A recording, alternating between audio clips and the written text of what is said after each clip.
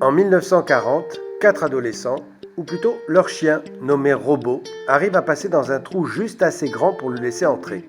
Intrigués, les ados décident d'élargir cette petite cavité.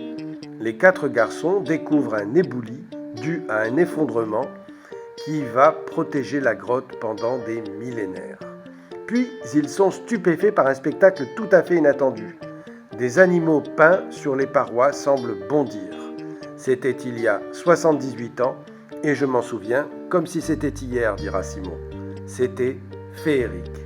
À l'époque, l'abbé Breuil, considéré comme le pape de la préhistoire, car très spécialisé, s'exclame « c'est presque trop beau » et va nommer Lascaux la chapelle Sixtine de la préhistoire.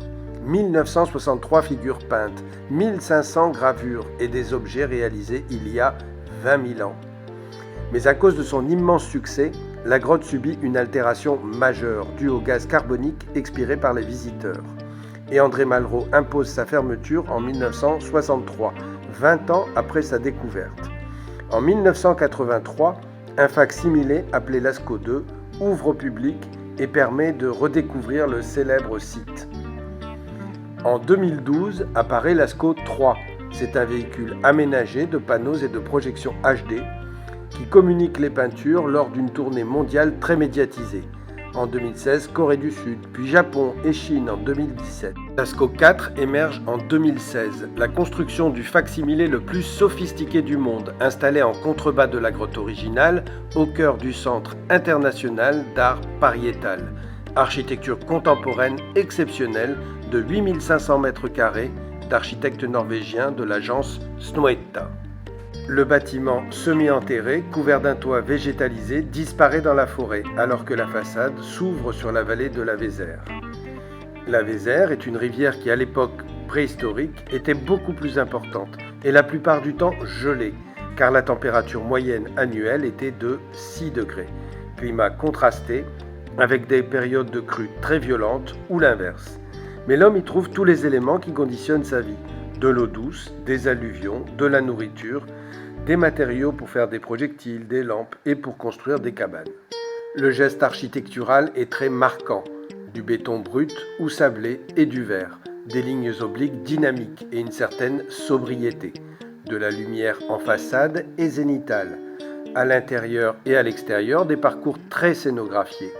57 millions d'euros financés par le département, la région, l'Europe, l'État, plus des mécènes, plus Lascaux III qui rapporte de l'argent. L'immersion complète est semblable au site d'origine. Même ambiance, température 13 degrés l'hiver, 16 degrés l'été, même taux d'hygrométrie, c'est-à-dire même sensation d'humidité. On perçoit des sons semblables et une semi-obscurité identique à celle que connaissaient les hommes préhistoriques avec leurs lampes à graisse. Le fac-similé de Lascaux IV est réalisé par 20 personnes pendant 2 ans et demi.